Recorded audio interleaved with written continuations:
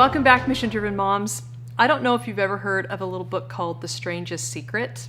It's actually was a vinyl record recording by Earl Nightingale. He was a sales manager and he had to be gone for a sales training. So he recorded himself giving kind of this pep talk to his salespeople.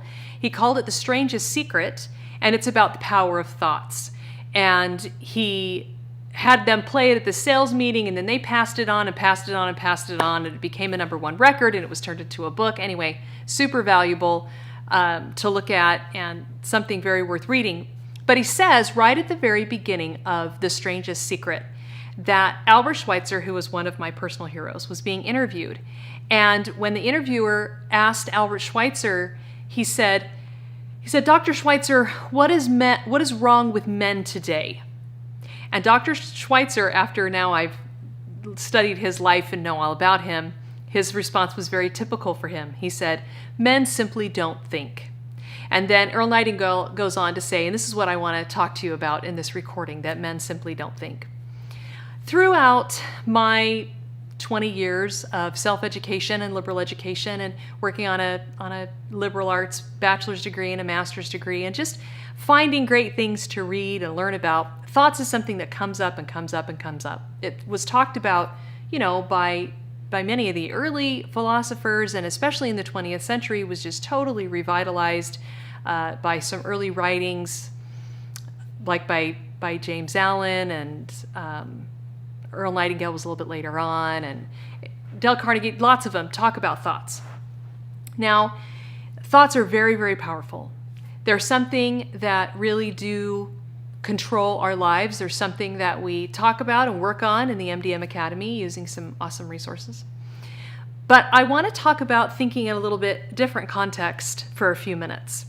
Mortimer Adler, who I love, said this in one of his essays: "Anyone who has done any thinking, even a little bit, knows that it is painful. It is hard work. In fact, the very hardest that human beings are ever called upon to do." Thinking, if he's right, and I have come to see that he is right, thinking is so hard, we don't want to do it. Now, our thoughts, whether they're positive or negative and what we're focused on and all of that kind of thing, is part of this process of thinking about what we're thinking about. But just the thinking process itself, to sit down with a problem, to analyze it from all directions, to try to find the solutions, to read, to think about what we're reading, to learn, to be lifelong learners. When Albert Schweitzer said men simply don't think, he meant they don't think through their problems to the logical end. They aren't taught good enough reasoning skills, which is a whole educational discussion that we don't want to get into today, but that is a big part of the problem. We don't have the logical reasoning skills that we should have. Schools should force us to be better at that. We can teach that to ourselves. That's an important part of becoming a mission-driven individual and really becoming a leader. Leaders are problem solvers and leaders are thinkers. They're not afraid of the hard work of thinking. Creation is thinking, and that's one of the things that makes creation hard. So Albert Schweitzer, in his autobiography, talks about how and he's talking in the early 20th century, it's even worse now 100 years later, that part of what was happening in society was as men didn't think as well, as rationally, as clearly, as they didn't really debate things through and take things to their logical end, he said it didn't just have a negative effect on themselves as individuals, it had a negative effect on their morals, on their ethics. And it's so fascinating. So my favorite quote in the world, which is the one that's on my homepage of my author site, is by Albert Schweitzer. He said, "I stand and work in the world at one who aims at making mankind morally better and less shallow by making them think." Because he could see the connection between morality and thinking.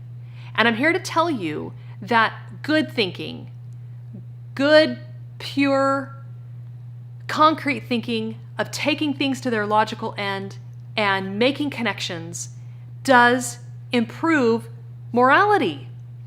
And it leads to real truth. And that's what we want to be. We're truth seekers. We're mission-driven moms.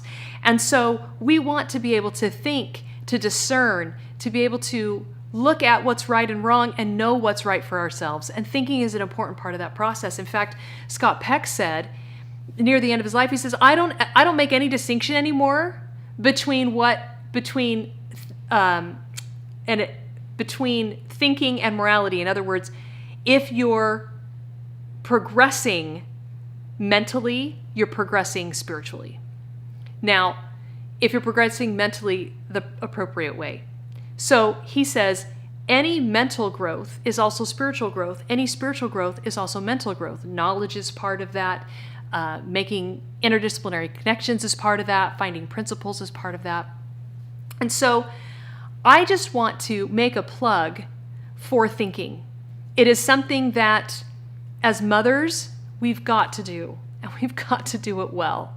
Because regardless of what's happening in the educational system, if they're doing a good job or a poor job or wherever our kids are going to school, most of their skill set is gained at home. Their social skills are developed at home, their morals are developed at home, their habits are developed at home, and a large part of their thinking skills are developed at home. We want to be better discerners. We want to be truth seekers. We want to know how to find and live principle-centered lives. We want to know how to be leaders that can think clearly and find solutions.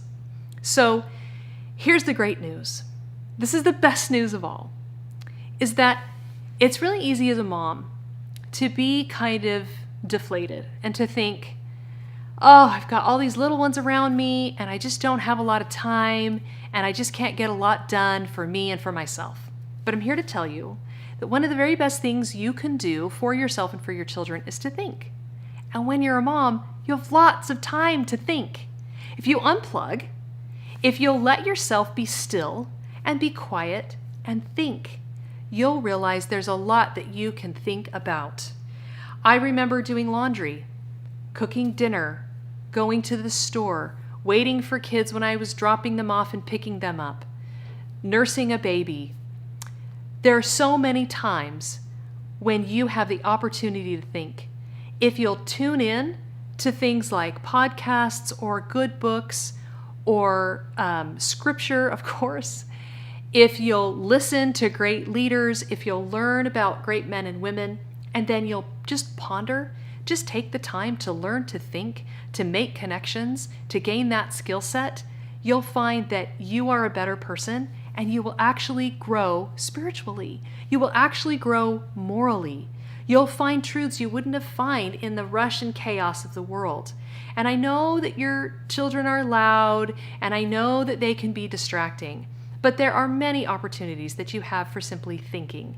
And so I would challenge you to take advantage of your opportunities to think and to plug in to good information when you can, where you can, and when you don't have that opportunity, think about it later on. Ponder about whether or not you think it's true. Think about who reminds you of who, and analyze the characters of the lives in the novels and in the biographies that you read. Now, in conjunction with this noble act of thinking, because it is such a noble thing to do, and it's an opportunity that we as mothers have to gain a skill set while our kids are little by being better thinkers, we're going to do a Facebook Live on thoughts. We're going to talk about the thought cycle. We're going to talk about some tools for better thinking and some tools for plugging into your thoughts and meditating. James Allen has some fantastic information on this. And so I just want to invite you to join me for this Facebook Live in the Mission Driven Mom Mastermind Facebook group on thoughts, the noble act of thinking, and how to be a better thinker yourself, and how to use your time as a mother to become a great thinker, to grow your mind, to build your mind, to expand your mind, and to pass that on to your children and become a more mission-driven family. Thank you so much for watching this. Pass it on if it was helpful. Remember, God has a call for you. Prepare yourself, live those 4 foundational laws of life mission, and become the mission-driven mom you are meant to be.